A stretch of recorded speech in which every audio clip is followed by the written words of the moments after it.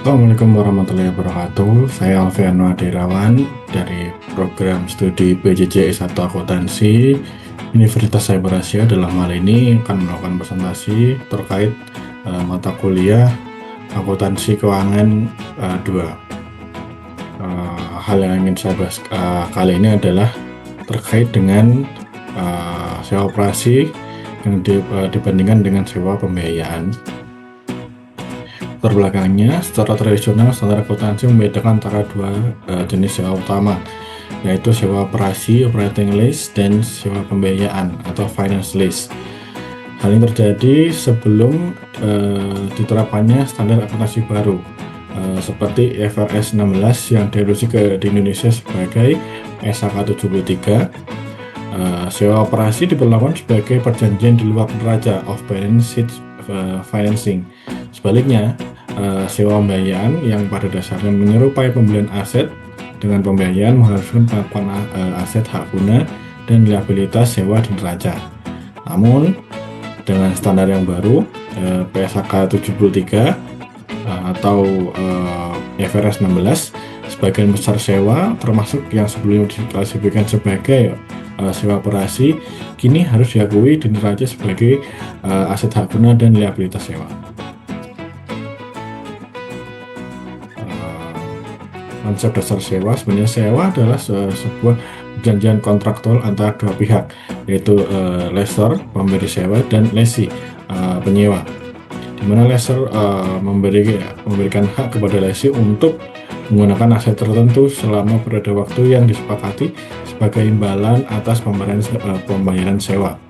Berdasarkan PSAK 73 atau IFRS 16 standar terbaru, sewa didefinisikan sebagai kontrak yang mengalihkan hak untuk mengendalikan penggunaan aset yang diidentifikasi untuk suatu periode waktu sebagai imbalan untuk pertimbangan.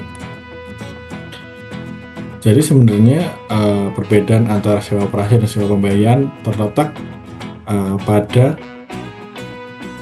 resiko dan manfaat dari kepemilikan aset, dan itu pun terjadi sebelum penerapan dari PSAK 73 atau IFRS 16. Setelah diterapkannya PSAK 73 atau IFRS 16, konsep dari sewa operasi dan sewa pembiayaan tidak jauh berbeda. Mari kita bahas sebelum penerapan PSAK 73 dan atau IFRS 16. Sebelum adopsi standar akuntansi yang baru, sewa operasi adalah jenis sewa di mana substansi perjanjian sewa dianggap tidak mentransfer secara substansial seluruh risiko dan manfaat kepemilikan aset dari lessor ke lessee. Dengan kata lain, sewa operasi lebih menyerupai perjanjian sewa menyewa biasa, bukan pembelian aset yang didanai. Sementara sewa pembiayaan adalah jenis sewa di mana substansi perjanjian sewa mengalihkan secara substansial seluruh risiko dan manfaat kepemilikan aset dari lessor kepada lessee. Dalam esensinya, sewa pembiayaan dipandang sebagai metode akuisisi aset yang didanai melalui pinjaman, meskipun kepemilikan legal aset mungkin masih berada dalam tangan lessor atau pemberi sewa hingga akhir masa sewa atau opsi pembelian dieksekusi.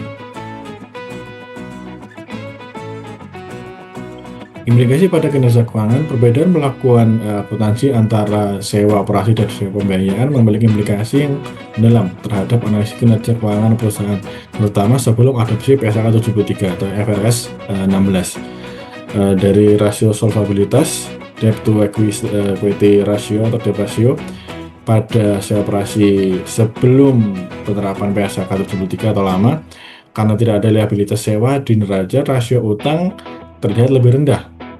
Ini memberikan gambar yang lebih optimis terhadap solvabilitas perusahaan daripada yang sebenarnya. Sedangkan sewa pembiayaan, penyatatan liabilitas sewa meningkatkan total utang sehingga rasio utang menjadi lebih tinggi. Ini mencerminkan tingkat leverage perusahaan yang sebenarnya. Rasio likuiditas atau current ratio liquid ratio pada sewa operasi atau sebelum PSAK 73 tidak ada dampak langsung pada rasio likuiditas karena tidak ada utang jangka pendek yang muncul dari operasi sewa, selain mungkin beban sewa aktual. Sedangkan pada sewa pembiayaan, menjadi bagian dari liabilitas sewa jangka pendek, jadi akan muncul sebagai liabilitas lancar yang dapat menurunkan rasio likuiditas. pada rasio profitabilitas atau net profit margin. Pada sewa operasi atau sebelum penerapan PSAK 73, beban sewa biasanya konstan.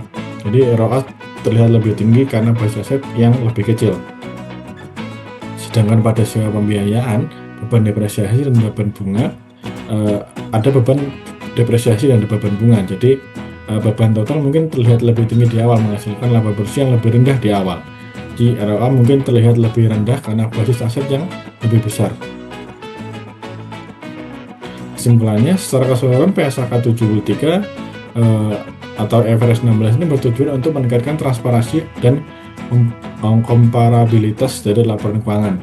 Jadi sebenarnya sebelum penerapan PSAK 73 ada sewa operasi dan sewa pembiayaan yang mana ditandai dengan perbedaan dari manfaat dan risiko aset.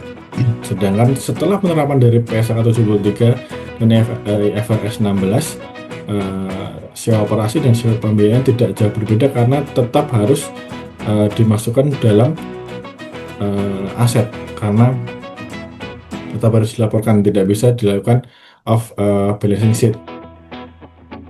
Penerapan PSAK 73 atau IFRS 16 secara fundamental menghilangkan sebagian besar perbedaan ini dari sisi penyewa. Jadi hampir semua penjajahan sewa kini harus mengharuskan penyewa untuk mengakui aset hak guna dan liabilitas sewa dan neraca. Terima kasih.